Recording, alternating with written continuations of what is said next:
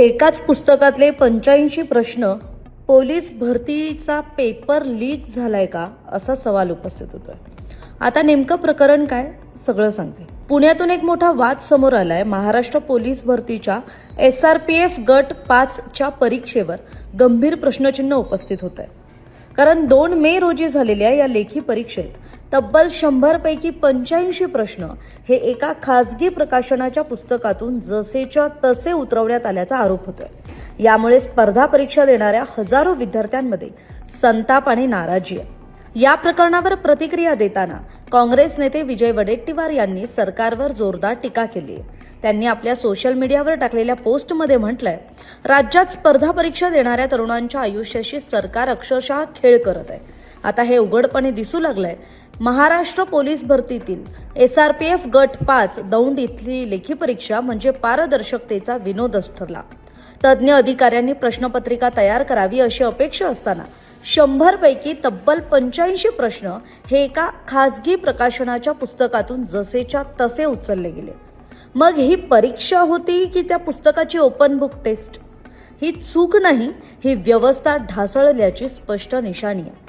Police भरतीसारख्या संवेदनशील प्रक्रियेत असा प्रकार घडतो म्हणजे आतूनच कुठेतरी साखळी जुळलेली आहे का असा प्रश्न निर्माण होतो। सरकारकडून केवळ घोषणा आणि जाहिराती, प्रत्यक्षात तरुणांच्या भविष्याशी खेळ सुरूच आहे। 3977 मुलांनी प्रामाणिकपणे मेहनत घेऊन ही परीक्षा दिली।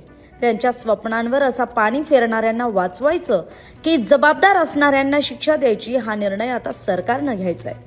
अन्यथा पारदर्शक भरती हा शब्द केवळ पोस्टर पुरताच उरेल। त्यामुळे वडेट्टीवारांनी विचारल्याप्रमाणे आता ही परीक्षा नव्हती तर ओपन बुक टेस्ट होती का असा सवाल आहे। दरम्यान स्पर्धा परीक्षा विद्यार्थी असोसिएशननं ही परीक्षा रद्द करून पुन्हा घेण्याची मागणी केली आहे। 2 मे रोजी SRPF मार्फत लेखी परीक्षा घेण्यात आली। या परीक्षेमध्ये एका खाजगी संस्थेमधील तब्बल 80 ते 85 प्रश्न आल्याचं दिसून येत आहे। एखाद्या खाजगी कोचिंग क्लासेसमधील किंवा त्या खाजगी कोचिंग क्लासेसच्या प्रश्नसंचातील एवढ्या मोठ्या स्वरूपातील प्रश्न एखाद्या भरतीच्या शासकीय भरती प्रक्रियेत येणं एक फार मोठी गंभीर बाब आहे। ज्यावेळी हे संबंधित खातं SRPF प्रश्नपत्रिका काढत होतं त्यावेळेस त्यांनी ह्या गोष्टी लक्षात घेणं गरजेचं होतं की जे आपण प्रश्न काढतोय ते प्रश्न इतर खाजगी संस्थेतील क्लासमधले तर नाही येत ना किंवा त्यांच्या प्रश्नसंचातील तर नाही येत ना, ह्या गोष्टीकडे त्यांनी विचारात घेणं गरजेचं होत्या।